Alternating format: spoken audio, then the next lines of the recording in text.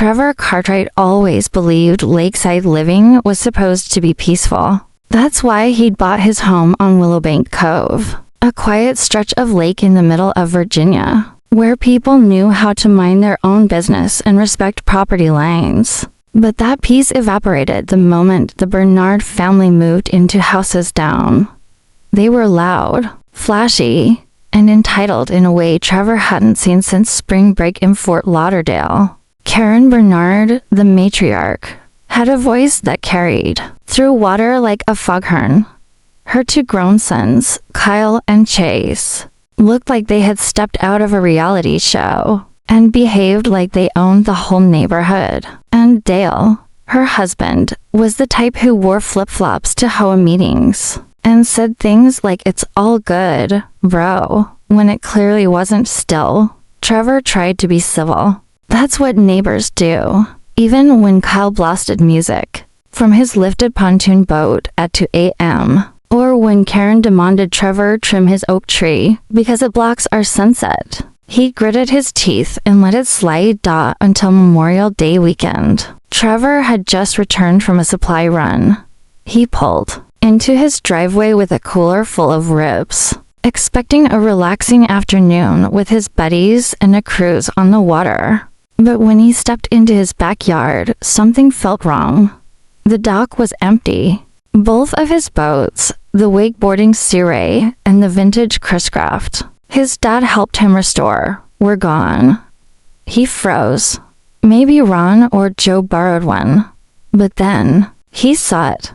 His Sea Ray, the one with the custom red hull, was halfway across the lake. Kyle Bernard was at the wheel, shirtless, sunglasses on, gripping a beer can like he was in a music video. Behind him, an inflatable tube whipped around the water with 3 screaming people holding on for dear life. Trevor's chest tightened. That was his boat. He hadn't given permission. It was locked up. The dock had a gate, a key code, even cameras. Before he could even process it, another boat appeared. His Chris-Craft, unmistakable. Karen Bernard was sitting at the helm with a wide-brimmed hat and a glass of white wine, waving at neighbors like she was the queen of the lake. Trevor stormed toward the shore, yelling at the top of his lungs. They ignored him. He called the sheriff's department. When Deputy Ellis arrived 30 minutes later, Trevor explained everything. Showed him the dock, the lock, even the security footage. Ellis scratched his chin, unimpressed. "Do you have video of them actually taking the boats?" "I have video of them on the boats. On my property," Trevor snapped. Ellis shrugged.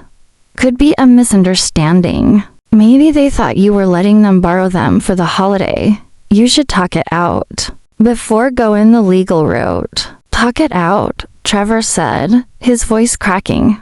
"They stole them." But Ellis was already backing toward his cruiser. "It's a neighbor thing. Try not to escalate. Happy Memorial Day, sir." As the deputy left, Trevor stood on the dock, fists clenched, watching his property being paraded around the lake like party favors. That night, he didn't sleep. He didn't even sit down. He combed through every HOA document, checked every line of his deed, every clause on dock access and property boundaries. He downloaded all the security footage and uploaded it to 3 cloud servers. He even reviewed state and federal boating laws. And that's when he found something interesting. The lake was partially managed by a federal agency, which meant if someone used a vessel without permission, it wasn't just trespassing. It could be federal boat theft. That tiny detail changed everything. The next morning, as the Bernard family loaded up for another joyride, Trevor smiled for the first time in 2 days. They thought this lake was theirs to play with. They had no idea the tide was about to turn. Trevor didn't say a word the next morning as he sat on the porch, sipping his black coffee and watching Karen Bernard strut down her dock like it was a runway. She had on a designer swimsuit, loud sunglasses, and that same smug smile she wore yesterday. The one that made Trevor want to sink every last floaty she owned. Kyle and Chase came down behind her, shirtless, hungover, and dragging two large coolers. One of them casually tossed an anchor into Trevor's Chris-craft like it was their boat. Dale, wearing his usual backward cap and a tank top that said Lake Vibes only, brought up the rear and waved loudly at Trevor. Trevor didn't wave back. He just stared. Karen called out, "Morning, Trevor. Hope you don't mind. We're taking her out for a few more spins today. This beauty ride's smoother than anything we've got." She winked. Trevor's hand tightened around his mug. He stood slowly, walked down to the edge of his dock, and calmly said, "You are taking my property. Again. Without permission. That's theft." Karen didn't miss a beat. "Don't be so uptight. You said it was community access at the last Hoa barbecue. Besides, it's just sitting here most of the time. What's the point of a boat if it's not being enjoyed?" Trevor stared silent, and then simply said, "You're going to regret this." That afternoon, Trevor got to work. First, he printed out all the documentation, the dock lease, the federal regulation about navigable waters, the clause about private vessel usage, the local sheriff report number, even photos of Karen and her family on his boats pulled directly from her public Facebook page, which she proudly posted with captions like "Another day living the lake dream." Then Trevor made a call, not to the sheriff this time, but to a friend from his college days. Nate worked in marine operations enforcement, and more importantly, he worked with the U.S. Coast Guard Auxiliary. Nate listened carefully, then chuckled. "You've got them on video? Using your boats on federally monitored water? Without consent? Oh man, this is better than half the cases I get paid for. Send everything." Within hours, Trevor's inbox lit up with a response and an official case number. And the best part, this wasn't just trespassing. Under the law, because the Bernards used the vessels for recreation, crossed property lines by water, and broadcasted it publicly. It could qualify as unauthorized operation of a private vessel on federal jurisdictional waters, which, when combined with the footage and proof of repeated incidents, wasn't just civil. It was criminal. Still, Trevor didn't rush. No confrontation. No yelling match. Just patience. He knew Karen wasn't done. Sure enough, the next day, Sunday, they were back on the dock. This time, with guests, about 12 people. Red plastic cups, party music, someone firing up a grill on the Bernard deck. Kyle gunned the Siri engine like he was showing off to a girl in a neon bikini. Karen poured champagne into solo cups and handed them around like it was her lakefront wedding. Trevor just stood on his porch, calm, watching. He had already set his motion-activated cameras. Every second of their joyride was being recorded, including when Chase attempted to dock the Chris-craft and scraped it against a piling, ripping into the side like it was nothing. Trevor exhaled sharply. That was the final nail. Monday morning, he made one last phone call. By Thursday, he had a meeting scheduled with 2 officers from the U.S. Coast Guard and a representative from the county's Marine Patrol Division. And Karen, she was still out there, smiling and waving like she was queen of the cove. But the countdown had already started. By Thursday morning, the calm waters of Willowbank Cove masked a brewing storm. Trevor didn't drink coffee that day, too jittery already.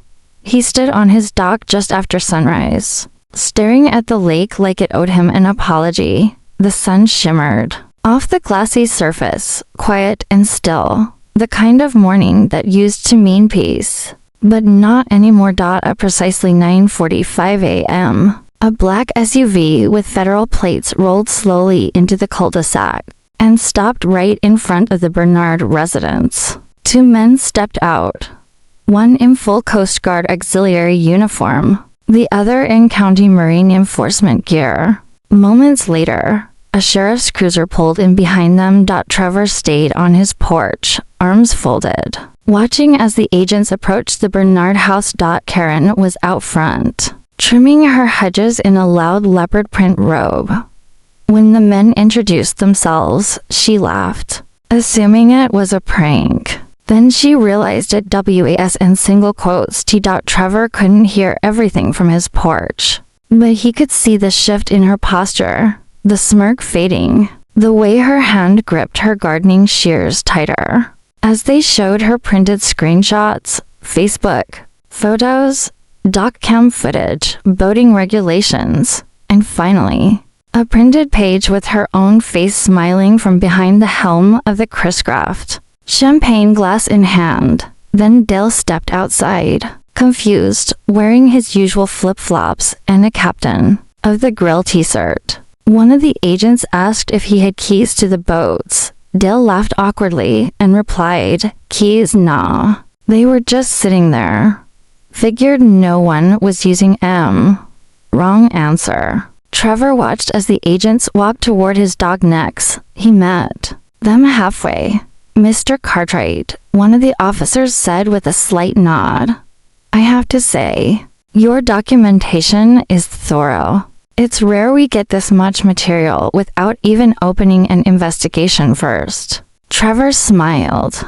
"I've had a lot of time to watch my property being stolen on a daily basis." They took photographs of the dock, noted the damage to the side of the Chris-Craft, and scanned the VIN numbers etched into the boats. The Sea Ray was still parked lazily next to the Bernard dock, ropes tied in the sloppiest knots imaginable. Kyle had left a beer can in one of the seats. The officers shook their heads. That's when it got interesting. Karen stormed down to the shoreline, waving her phone, recording everything. "This is harassment. We live here, too. My sons are being targeted because they're having a good time." The sheriff calmly asked her to step back. Karen's voice rose. "This is a HOA matter, not federal. You have no right to be here." The Coast Guard rep didn't blink. "Ma'am, this water is under partial federal jurisdiction. An unauthorized operation of private vessels, especially those valued above $25,000, falls within maritime enforcement law. It is very much our jurisdiction." Kyle came down next, shirtless and cocky as ever, trying to laugh it off. "Dude, it's just a boat," he said. "We didn't steal a yacht or anything." But when the deputy read aloud the possible penalties, which included fines, seizure of boating privileges, and even federal charges, Kyle's grin vanished. Chase, who had stayed silent until now, muttered, "Wait, we can get arrested for this?" Trevor stepped back and let the scene play out. He had done his part. Now it was in their hands. Karen was issued a formal notice of federal investigation. She ripped it in half and threw it in the water. That only made things worse. Trevor noticed the Coast Guard officer jot down something in his notebook. After that, probably a note about tampering or interference. Karen had just added another bullet point to her growing list of mistakes. By noon, both boats had been documented, photos taken, and incident reports filed. The agents left, but not before advising Trevor to relocate his vessels until the investigation was resolved. As they walked away, the lead officer turned and said, "You may want to be home tomorrow morning. There's a chance the Department of Natural Resources will be swinging by." Trevor nodded. "I wouldn't miss it." He looked across the water at Karen's deck. She stood there, seething, arms crossed, rage building in her face. The queen of the lake had been publicly humbled, but she wasn't done yet. By Friday morning, Trevor expected the Bernards to lay low.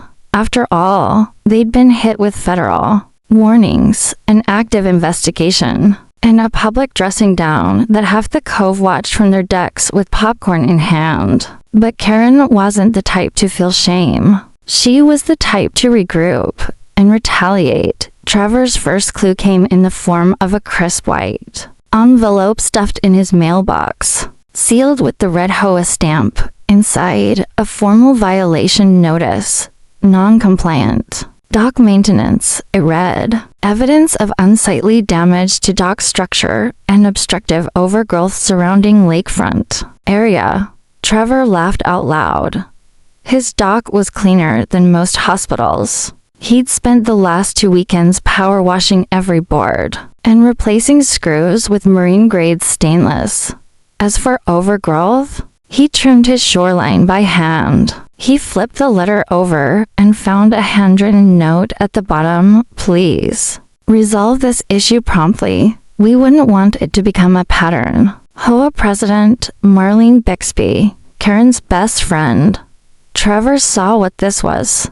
A warning shot. Karen was pulling strings behind the scenes now, trying to muddy the waters with bogus violations and bureaucratic pressure. She wasn't going to fight fair. She was going to weaponize the HOA. A few hours later, he heard banging on his dock. He stepped outside and found Kyle and Chase, again, standing near his Ziri, touching it. You were told to leave my boats alone, Trevor called out. Kyle grinned, arms folded. We're just looking, man. Chill. Get off my dock. You can't actually prove we took it, bro. Chase added. That's all circumstantial. Trevor held up his phone. Already recording. I don't have to prove anything to you. You've already proven it to federal agents. Chase backed up. Kyle just smirked. You know, Karen says if we make your life annoying enough, you'll leave. This place is too nice for people who can't share. Trevor took a step forward. Tell Karen this. I've lived here longer than you've been legally allowed to drink, and I'm not going anywhere. Later that day, Trevor got a call from the HOA board. It wasn't Marlene. It was Stanley, the treasurer, an older gentleman who always wore boat shoes and smelled faintly of gasoline. He whispered over the line, Trevor. Listen, I don't like what's going on, Stanley said. Karen's trying to railroad you. She's been telling the board that your dock is non-compliant and your behavior's threatening. Threatening? I haven't touched anyone. I know, Stanley muttered. But she's trying to build a record. Paperwork. She wants you voted out of lake access at the next meeting. Says you're unstable. Trevor sighed. I've been nothing but reasonable. I know, but she's pushing hard. Got Marlene, and to others on her side. Be ready. Next meeting's Wednesday. Trevor hung up and stared out at the water. For a second, he felt the burn of helplessness. The HOA had power. They controlled access permits, maintenance budgets, even usage rates for the private docks. But then something clicked. He remembered what the Coast Guard agent said the day before. Document everything.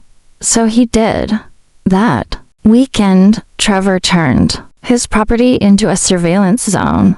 He added 3 more motion cameras, one directly pointed at the Bernard dock. He bought a drone, not to spy, but to document public space violations and lake misuse. He scanned every HOA bylaw, highlighting contradictions and Karen's recent violations, including noise complaints, property misuse, and the fact that her sons were not listed as legal residents on the HOA file. By Sunday night, his file on Karen was bigger than the one the feds had opened. And just in time, because at 6 p.m., 2 uninvited HOA board members showed up at his door with clipboards. We're here to evaluate your compliance, Marlene said flatly. As per your violation notice. Trevor didn't argue. He let them walk the dock, take photos, even pretend to take measurements, but he filmed the entire inspection. When they left, Trevor uploaded it all, including a side-by-side comparison of Karen's rotting deck, which had never been inspected. This wasn't about boats anymore. This was personal. Wednesday evening came wrapped in thick humidity and tension that clung to the walls of the Willowbank Lake Community Center like smoke. Residents trickled in, whispering, watching. Everyone knew this HOA meeting was going to be different. Karen Bernard stood tall near the front row in a bold red blazer and glossy heels that clicked with purpose. Her sons sat in the back like muscle, smirking, arms folded. Dale leaned against the snack table, chewing gum like a bored teenager. Marlene Bixby, the HOA president, called the meeting to order and introduced the agenda item of concern, with a thin smile directed at Trevor regarding misuse of dock space, repeated neighbor complaints, and non-compliance with HOA appearance standards, Marlene said, glancing at Karen like they were passing secret notes in school. The board has opened discussion about possible revocation of dock access rights for Mr. Trevor Cartwright. Murmurs rippled through the room. Trevor didn't flinch. He stood, adjusted his blue button-down shirt, and carried a black binder to the podium. "I'd like to speak," he said. "You'll have 3 minutes," Marlene replied, smugly. Trevor opened the binder. He didn't start with angry words. He started with facts. "Page 1, he said, holding up photos. "Karen Bernard and her family operating my private property without permission on multiple occasions. All documented. All on security footage. This is not hearsay.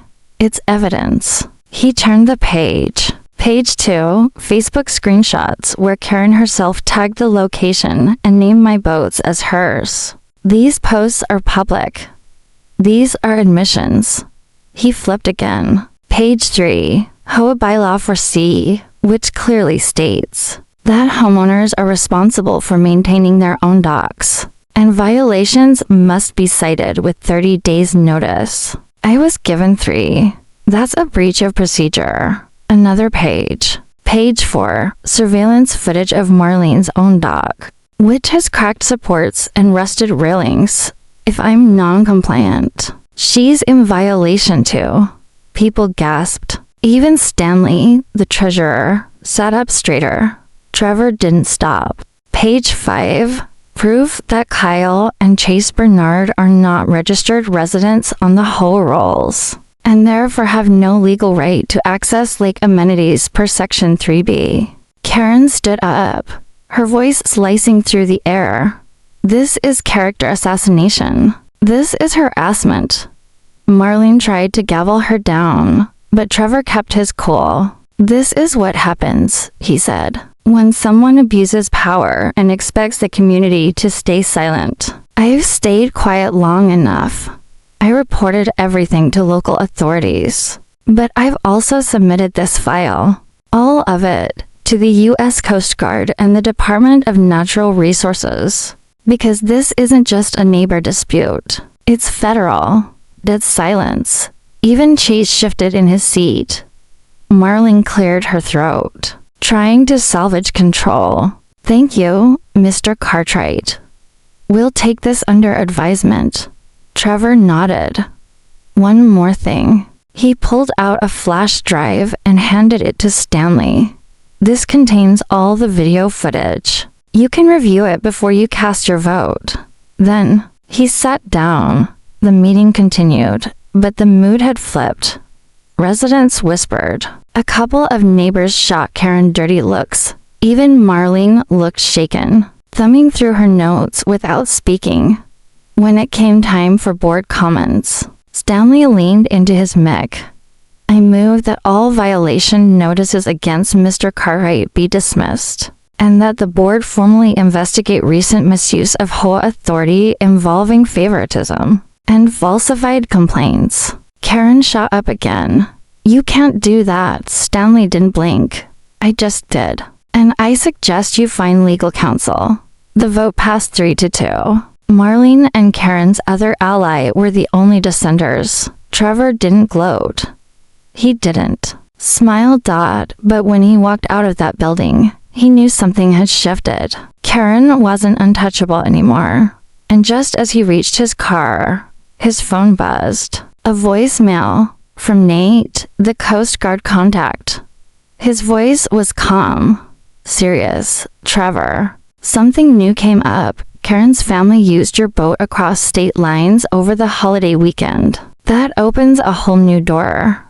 And it's federal. Call me back. Trevor stared at the phone, the weight of that detail setting in. Crossing state lines with stolen property. That wasn't just misuse. That was interstate theft. By the time Trevor returned Nate's call, his heart was already racing. He had suspected this whole boat theft drama would escalate. But interstate transport, that was a whole different league. Nate answered on the first ring. You sitting down? He asked. Trevor dropped into his porch chair, eyes fixed on the lake. I am now. We traced your Chris-craft, Nate said. Apparently, Karen's husband Dale took it out 2 weekends ago. They docked it overnight in Elbridge, across the state line. Trevor blinked. You're serious? As a Coast Guard command log, Nate replied. That makes it a federal crime under Title 18. Unauthorized use of a vessel is one thing. Crossing state lines with it, that's felony territory. Transporting stolen property over state lines is punishable by up to 10 years. Trevor exhaled. He hadn't even been aware the boat was gone that far. Karen's family had slipped it out during a weekend when he was visiting his sister. Probably figured he wouldn't notice. But the GPS chip he'd installed originally for safety was. Now the smoking gun. We're handing it off to a federal prosecutor, Nate added. And that's not all. Your friend Dale Bernard. He's on the radar now. Trevor leaned forward. Why? Nate hesitated. Let's just say Dale's been under light surveillance for a while. Nothing firm. Until now, tax filings don't line up. He's declared income from 2 dissolved businesses. And some shell LLCs, one of which just deposited $15,000 after your boats started being used. Trevor narrowed his eyes. You think he's renting my boats out? We don't think, Trevor.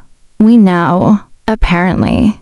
Dale had used a third-party boat rental site under a fake listing, advertising classic lake tours with photos of Trevor's own Sea Ray and Chris-craft. Clients thought they were getting a real tour. They had no clue they were paying to ride stolen property. You're saying he turned my boats into a business? Trevor asked, stunned. Nate's voice darkened. Karen's family didn't just borrow your boats. They monetized them. That's wire fraud. Money laundering. Possibly more. Trevor felt a deep, rising fury in his chest.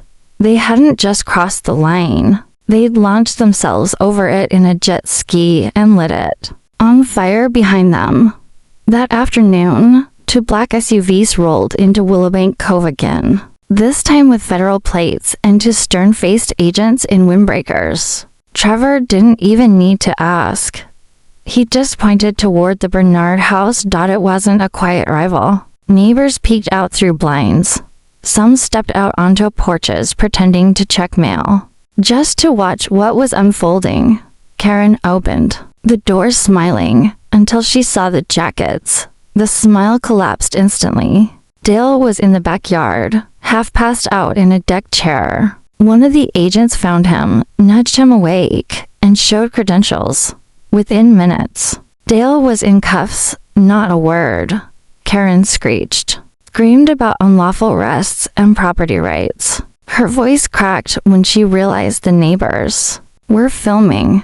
Even Marlene, her Hoa ally, stayed hidden inside Dot as Dale was walked toward the SUV. Kyle ran out, panicking.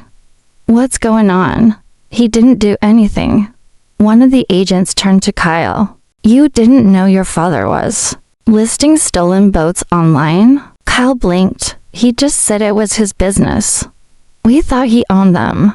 You thought wrong. Trevor stood back, saying nothing, just watching. Karen locked eyes with him, her face red with fury and desperation. You did this. She screamed. This is your fault. Trevor didn't reply because deep down, Karen knew Dale had done this to himself. That night, the cove was quieter than it had been in months. Trevor sat on his deck, phone buzzing with messages from neighbors thanking him, congratulating him, asking if he'd speak at the next HOA meeting. He didn't respond. He just sipped his drink, staring out over the lake. The water was still again, peaceful. But he knew this wasn't over. Karen had lost control. Her husband was in custody. Her HOA power had cracked. And still, she hadn't stopped. Because just after midnight, Trevor received an anonymous letter. Slipped under his door. No return address. Inside was one sentence. If you don't leave by next week, the boats won't be the only things missing. The anonymous note was still in Trevor's hand when the sun rose over Willowbank Lake. He hadn't slept. Not a wink. If you don't leave by next week, the boats won't be the only things missing. It wasn't just a threat. It was a warning. And Trevor knew exactly who it came from. Karen.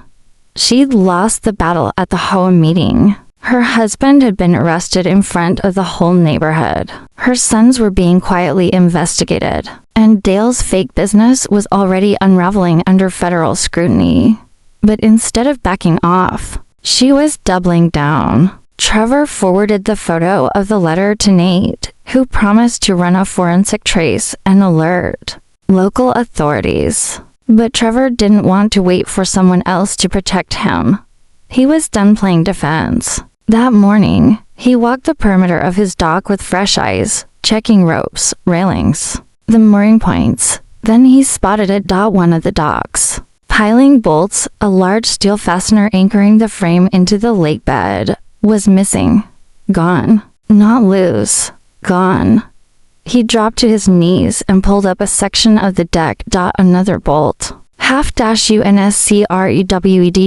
If he'd taken the Siri out like he usually did that morning, with the wind pushing from the east, the entire dock might have collapsed under him. Trevor sat back on the deck, heart pounding.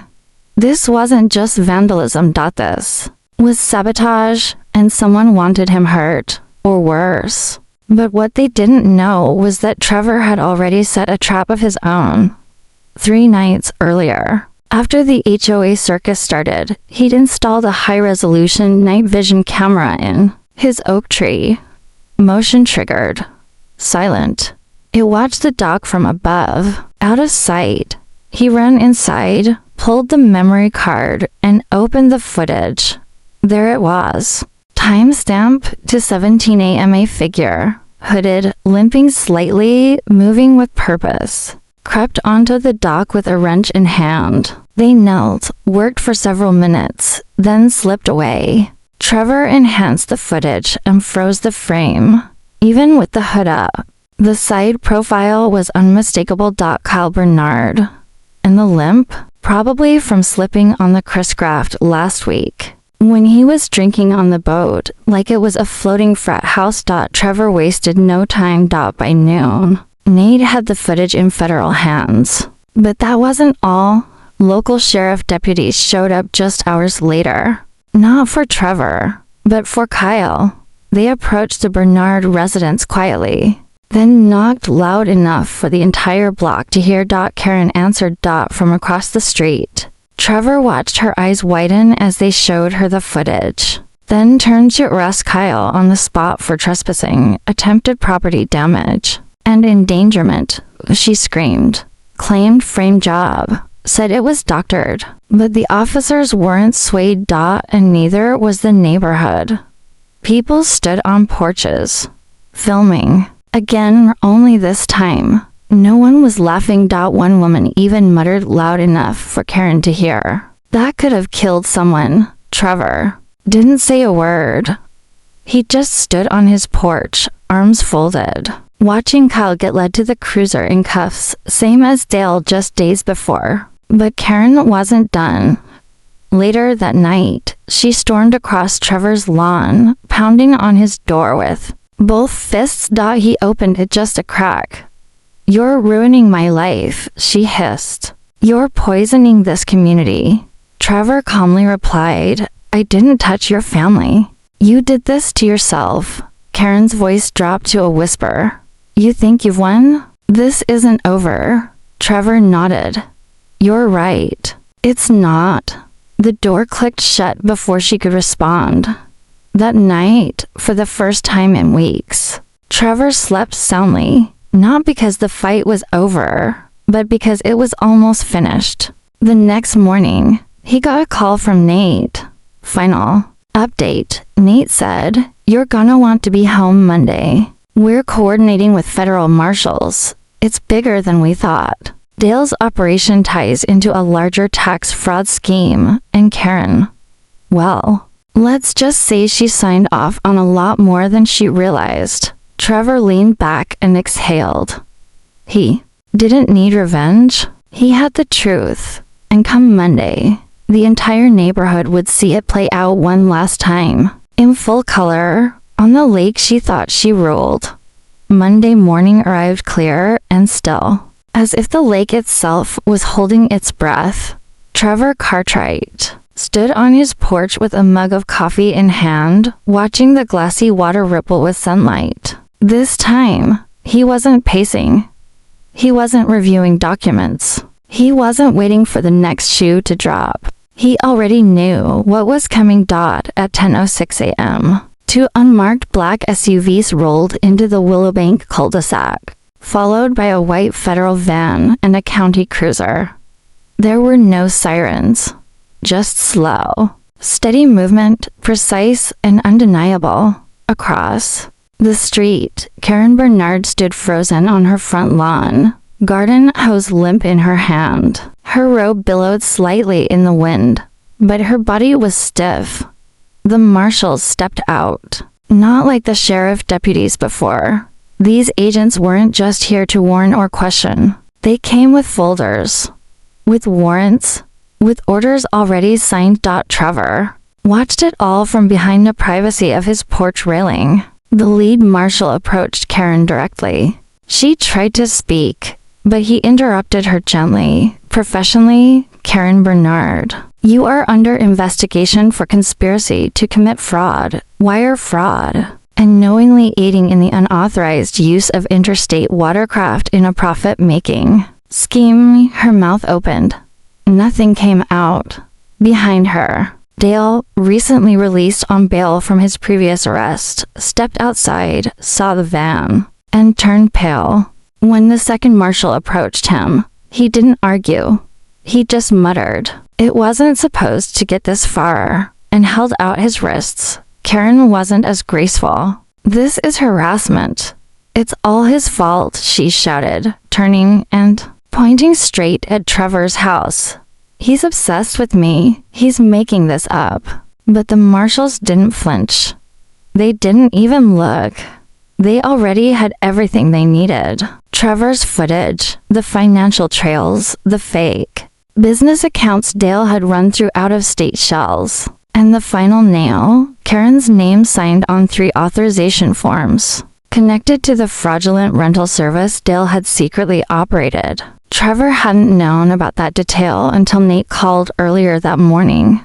Apparently, Karen had signed disclosure paperwork to secure insurance for maritime activities. She likely didn't read the fine print, just saw the opportunity to protect her husband's scheme. But ignorance wasn't a defense. As she was led to the van, barefoot, while died, screaming about property rights and community betrayal, neighbors began stepping out. Stanley, the treasurer, stood at the curb, arms crossed. Marlene Bixby peeked through her blinds, but didn't dare come outside. A few others filmed from their porches, more in disbelief than amusement. Karen had once ruled the lake, wielding whole letters like royal decrees. Now she was being escorted out of the neighborhood like a criminal, because she was won by noon. It was over. The Bernards were gone. Their property was placed under federal lien pending forfeiture investigation.